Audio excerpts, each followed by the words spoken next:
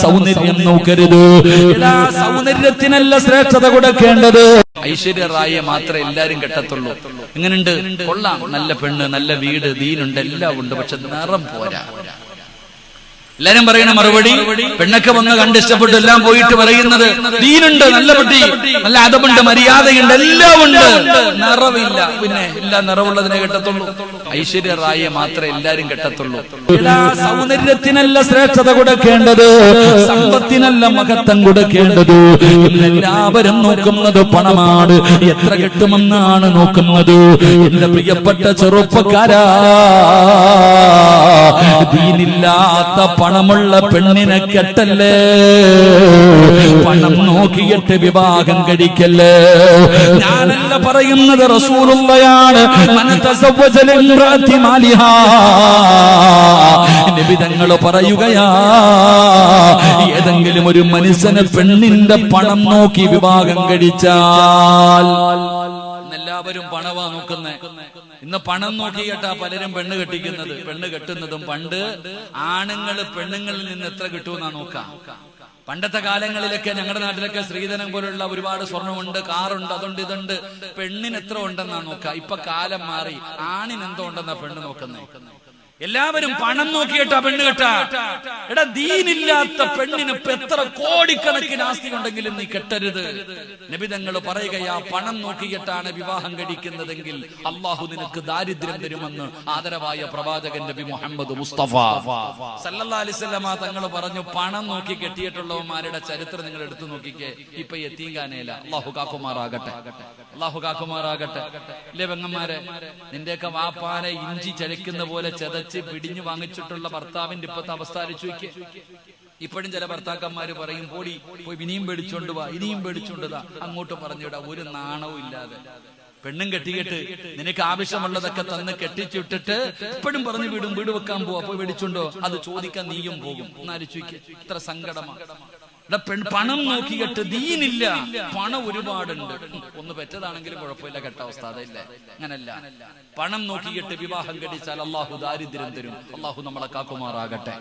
രണ്ട്, സൗന്ദര്യം. ഐശ്വര്യ റായെ മാത്രമേ എല്ലാരും കെട്ടത്തുള്ളൂ. എങ്ങനെയുണ്ട്? കൊള്ളാം, നല്ല പെണ്ണ്, നല്ല വീട്, ദീനുണ്ട്, എല്ലാം ഉണ്ട്, പക്ഷെ നിറം പോരാ. എല്ലാരും പറയണ മറുപടി, പെണ്ണൊക്കെ വന്ന് കണ്ട് ഇഷ്ടപ്പെട്ടു എല്ലാം പോയിട്ട് പറയുന്നത് ദീനുണ്ട്, നല്ല കുട്ടി, നല്ല അതമുണ്ട്, മര്യാദയുണ്ട്, എല്ലാം ഉണ്ട്, നിറവില്ല. പിന്നെ എല്ലാം നിറവുള്ളതിനെ കെട്ടത്തുള്ളൂ. എടാ, നബി തങ്ങൾ സല്ലല്ലാഹു അലൈഹി വസല്ലമ തങ്ങൾ പറഞ്ഞത്, ദീനില്ല, സൗന്ദര്യമുണ്ട്, കെട്ടണ്ട.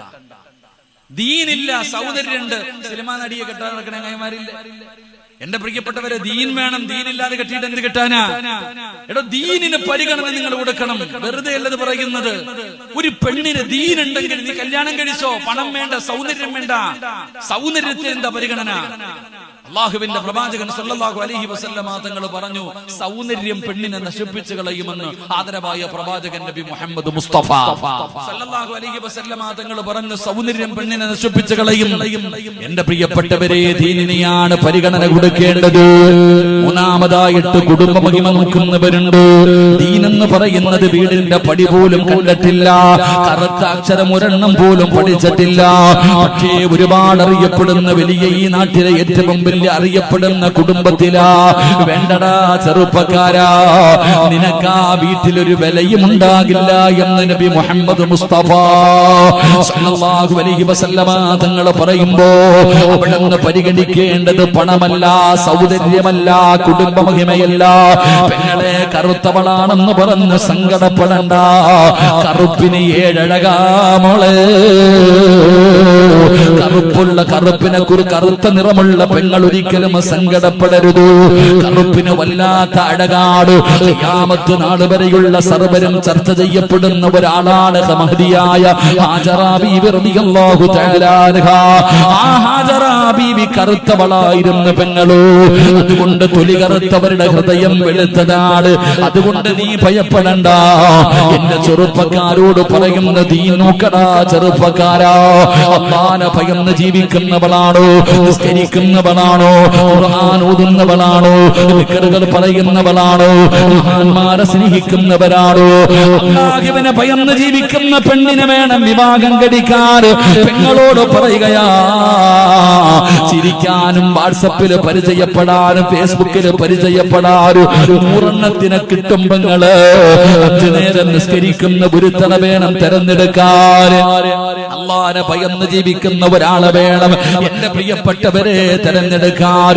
എന്തിനാണ് പെണ്ണുങ്ങളെ, നല്ല പെണ്ണുങ്ങളെ തെരഞ്ഞെടുക്കാൻ പറയുന്നത്? വാപ്പ എത്ര നല്ലവനാണെങ്കിലും, ആലിമാകട്ടെ, ഹാഫിളാകട്ടെ, തങ്ങളാകട്ടെ, വലിയാകട്ടെ, പ്രവാസകനാകട്ടെ, ഇമാമാകട്ടെ, എത്ര വലിയ നല്ലവനാണെങ്കിലും പെണ്ണ് ശരിയല്ലേ, മക്കളുടെ കാര്യം പോക്കാ. വഅദിന് വരുന്ന ഉസ്താദന്മാര് മുഴുവനും പെണ്ണുങ്ങളെ കുറ്റം പറയുന്നു.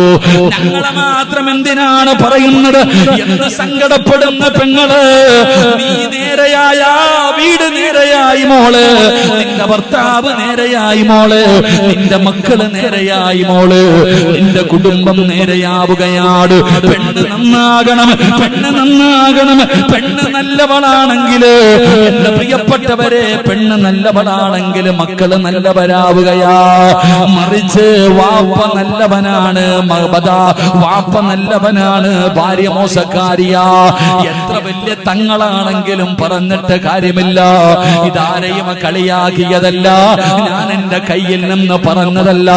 അല്ലാഹുവിന്റെ പരിശുദ്ധമായ ഖുർആൻ എടുത്തു നോക്കടോ. 950 വർഷക്കാലം ദഅവത്ത് നടത്തിയ മഹാനായ ശൈഖുൽ അംബിയാ നൂഹ് നബി അലൈഹിസ്സലാം,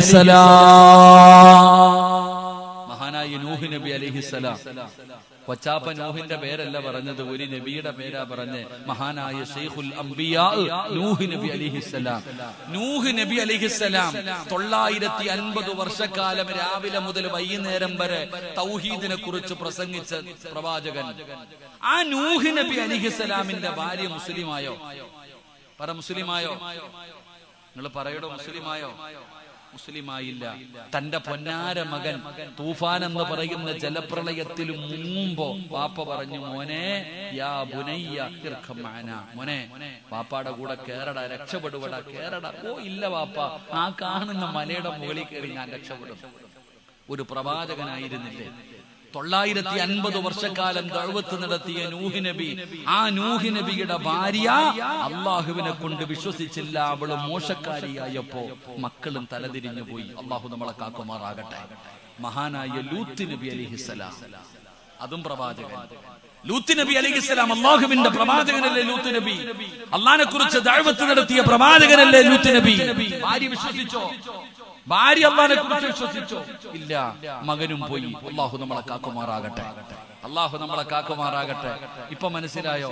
ഒരു പെണ്ണ് നല്ലവളായാൽ ഏത് മുതുകുടി